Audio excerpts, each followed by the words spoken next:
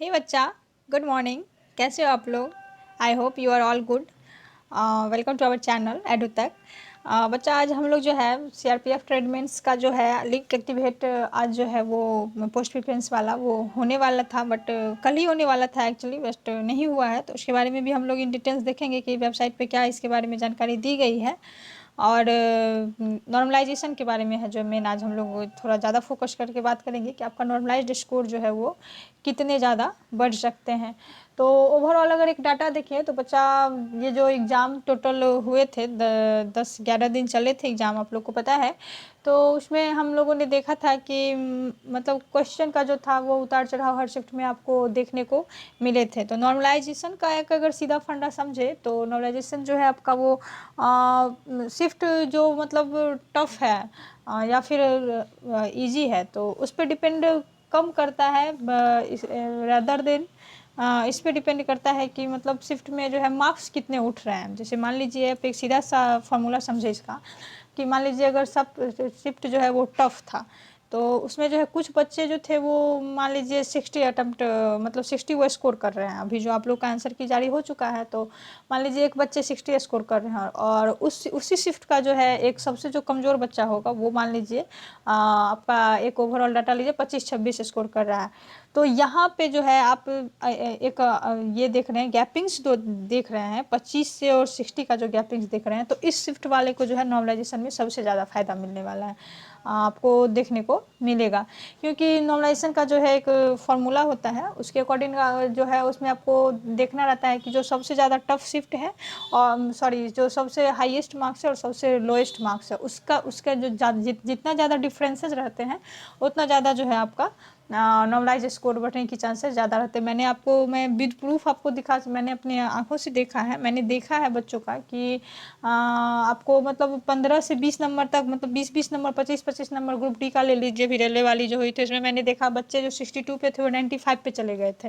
तो आप एक गैपिंग्स देख सकते हो कितना था, बच्चे खुद आश्चर्य में थे कि मतलब इतना कैसे बढ़ सकता है। तो नॉर्मलाइजेशन का जो है वो कुछ कहा नहीं जा सकता। हाँ, आपके 4 नंबर भी बढ़ सकते हैं, 5 नंबर भी बढ़ सकते हैं, लेकिन मैक्स कहाँ तक वो जा सकता है उसका मैं आपको एक ब्रीफ आइडिया दे रही हूँ। तो उसका आप देखोगे कि मान लीजिए जिनका अभी 30 है, तो नो डाउट कि उनका जो है वो आपका मतलब 45 हो सकता है।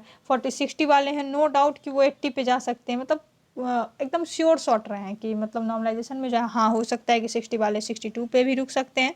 ऐसा नहीं है कि 60 वाले सारे जो तो कहने का ओवरऑल मतलब है कि आपका जो है शिफ्ट पे डिपेंड कर रहा है कि बच्चे मतलब वो जो हैं उस शिफ्ट में कितना ज़्यादा स्कोर किए और कितना कम स्कोर किए हैं। तो दो टाइप के बच्चे जो होते हैं उनके बीच का अगर गैपिंग सबसे ज़्यादा है तो आपको जो है नॉर्मलाइजेशन में सबसे ज़्यादा फायदा मिलने वाला है। तो नॉर्मलाइजेशन का जो ओवरऑल प्रक्रिया आप लोगों ने समझ लिया, तो आप लोग जो है मतलब बढ़ेंगे तो ओवरऑल सारे कैंडिडेट के, ऐसा नहीं है कि नहीं बढ़ेगा। किसी किसी का मतलब जो होता है वो कम भी हो जाता है, किसी किसी केस में देखने मतलब ये बहुत कम देखने को मिलता है। ऐसे ओवरऑल जो है आपका बढ़ता ही है मार्क्स, 2 नंबर कम से कम एटलीस्ट 2, 4, 5 नंबर तक, तो मतलब ये एवरेज मार्किंग है, कितना आपका बढ़ेगा ही बढ़ेगा। बाकी कम का चांसेस कम रहता है, कुछ सेक्टर में देखने को मिलता है जैसे रेलवे वगैरह में कि वो कहाँ कम भी मार्क्स हो जाते हैं, 2-4 नंबर कम हो जाते हैं, लेकिन ये कम शिफ्ट में देखने को, वहाँ भी जो है शिफ्ट में आपको मार्क्स के उतार चढ़ाव के वजह से ही जो है कम देखने को मिल जाता है। लेकिन अगर जनरली देखें तो एक और फ़ायदा है, कम नंबर वालों को जो है नॉर्मलाइजेशन में थोड़ा फ़ायदा हो जाता है।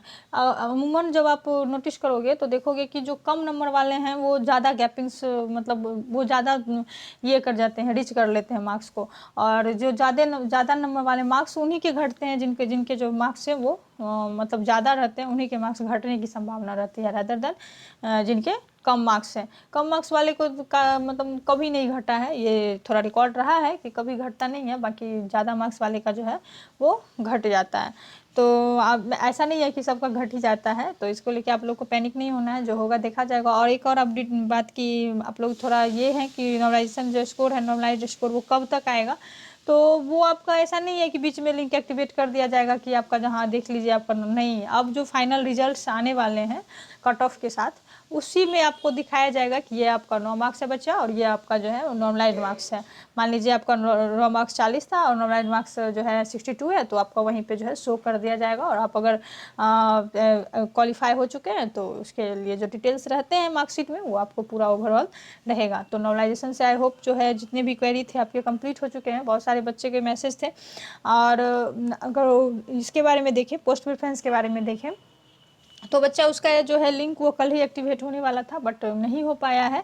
कोई टेक्निकल इशू की वजह से जो है नहीं हो पाया है। कुछ इन लोगों का जो है वेबसाइट पे, हालांकि जो मेन वेबसाइट है इस पर नहीं अपलोड है, लेकिन डिपार्टमेंटल वेबसाइट पे जो है कुछ नोटिस अपलोड किए जा चुके हैं।